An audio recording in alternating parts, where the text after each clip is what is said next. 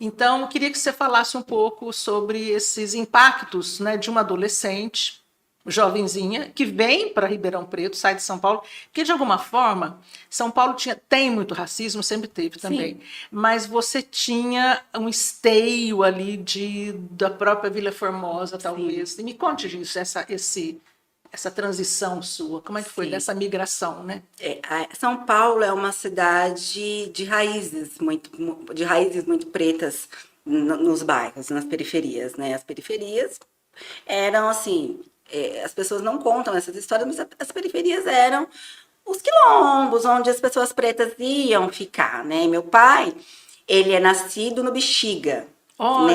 Olha, que Tem aquela história. história da vai-vai, das Sim. tias, né? E ele tinha uma tia. Só que ele não sabe contar a história dele, não sabia contar a história dele. Mas ele vem, as tias dele saíam na vai-vai. A única coisa que ele lembra da mãe dele é que a mãe dele ouvia a rádio o dia inteiro e eles moravam ali no Bexiga, que era um lugar de resistência preta e que depois a especulação imobiliária vai Os tomando cortiços da conta. Bexiga Sim, fizeram histórias, né? foi onde ele nasceu, os cortiços do Bexiga. Ele falava isso, nasci num cortiço do Bexiga. E a minha mãe daqui, mas a minha mãe ela foi para São Paulo fazer companhia para a minha tia, que era muito curiosa com a cidade grande, foi e meu avô falou, vai fazer companhia para ela. Então ela foi com ela. Quando ela chegou lá, e aí que ela. Porque aqui elas trabalhavam também em casas de família, né? Mas diferente. A cultura do café e a cultura da cidade grande era diferente, né? Quando ela foi para lá, aí ela realmente foi para a Selva de Pedras. A minha mãe teve esse contato com a Selva de Pedras. Quando eu chego em Ribeirão, eu percebo sim essa diferença, porque aqui eu vim para estudar na UNAERP, na verdade. Eu vim matriculada já, praticamente, no curso de Direito da UNAERP. Olha, você sempre E gostou de estudar, né? eu sempre amei. Mas eu não queria fazer direito, eu queria fazer psicologia, eu pedi para minha mãe, eu queria fazer um curso na área de humanas. Mais humano que fosse direito, porque o direito eu já tinha percebido que não era muito a minha praia, não ia, não dava samba ali no direito. Mas a minha mãe falou: você é uma mulher preta, você precisa saber dos seus direitos. Mas para saber dos direitos, não precisava fazer direito, né? Mas fui na dela e eu fiquei 3 anos na faculdade. E eu fui direto para o Ninho da Cobra, que é o UNAERP, né? Eu fui para o lugar onde acho que eu tinha que ver mesmo onde eu estava. Talvez se eu tivesse ficado mais tempo tentando fazer outras coisas, eu não. Mas eu fui para a UNAERP, ali no lugar onde está a elite Branca. branca, né? Que vem de outro, que naquela época vinha de outros lugares, porque não tinha outros cursos de direito, já tinha a Unip começando, não tinha aqui na UNAERP, não tinha na USP, não tinha esses outros cursos que abriram depois, o Moura Lacerda também, não tinha nada disso.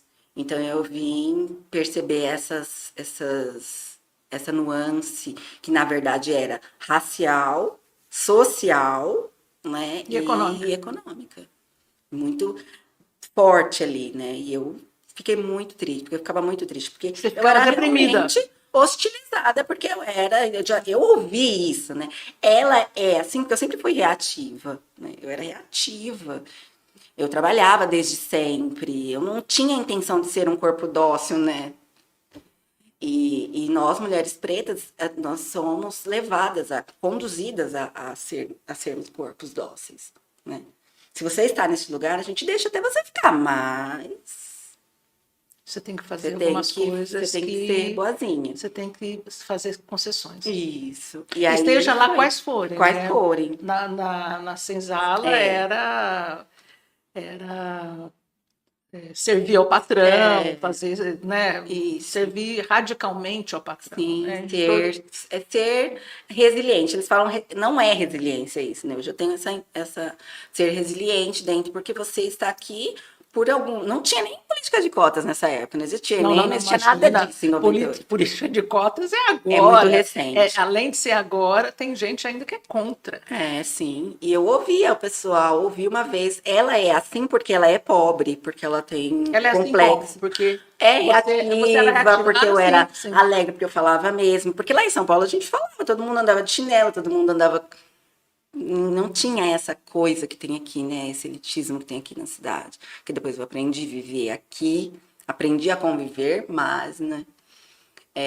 Eu ainda penso que eu era livre lá na Zona Leste, lá na Vila Formosa, né? Era amparada pelos Pela, amigos, pela família, onde eu pelos nasci, onde eu códigos, né? cresci, É onde você transita bem, né? onde eu sabia onde eu estava, com quem eu estava, né? Exato. Talvez você tivesse sido mais aceita na juventude do que eu. Eu tive uma juventude muito hostil.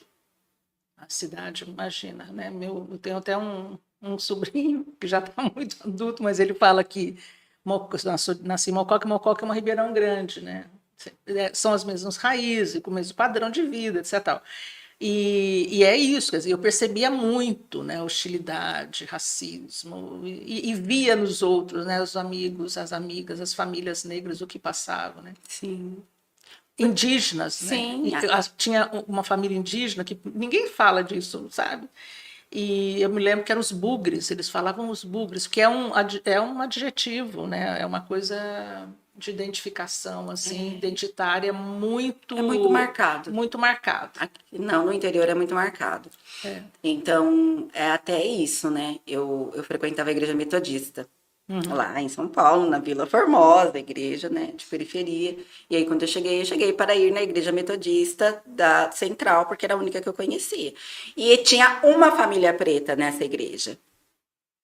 E aí, quando eu entrei, você é neta da matriarca da sua família? Você é neta da fulana? Não, não sou. E todo mundo que me abordava durante o tempo que eu frequentei essa denominação, essa igreja, todo mundo perguntava que eu era. Daquela família, Porque eles foram aceitos antes. Sim, marcado, né? Denominado ali o espaço.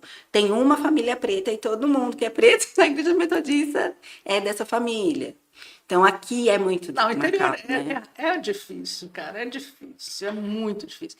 Meu pai casou 2 vezes, minha mãe era viúva, meu pai ficou viúvo e casou com a minha mãe, e aí eu me lembro, assim, que eu era pequenininha, a frase era, essa é da primeira ou da segunda? Eu não entendia aquilo, eu era uma criança, e eu ficava, caramba, sabe assim? E aí, aquela dúvida que você impõe, eu comecei a ficar com dúvida, eu falei, mas será que eu sou filha da outra? Criança faz isso, né?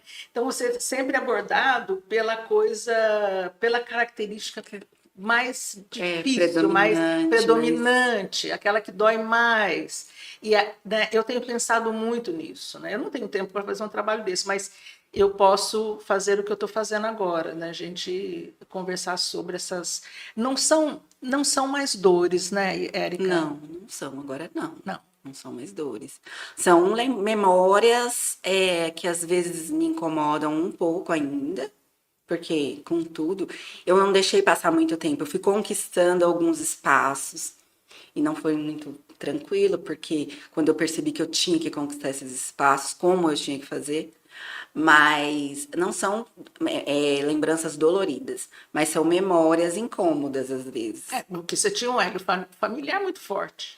Sim. Muito forte, né? Então isso também te isolou das coisas piores, coisa que muita mulher negra, preta, não conseguiu. Não tem. Ainda mais na minha idade. Mas o meu pai era um homem que mesmo, ele nasceu em 1940, meu pai, né? Meu pai é de 1940, então é uma pessoa que ele não teve não teve um letramento racial, não, mas ele tinha uma experiência racial muito forte. Então ele dava dicas. Ele não falava, ele não era teórico no assunto, ele não sabia teorias, ele não sabia termos. Dicas de sobrevivência? Dicas de sobrevivência.